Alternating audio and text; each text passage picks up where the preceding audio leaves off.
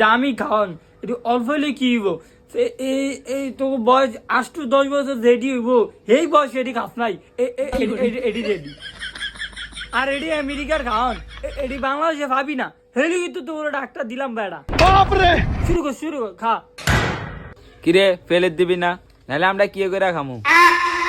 ও রে মামা ফেল এটা হ্যাঁ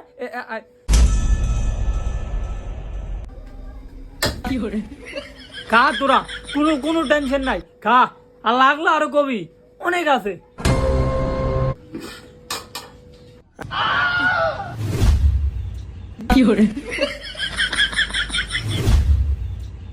হ্যালো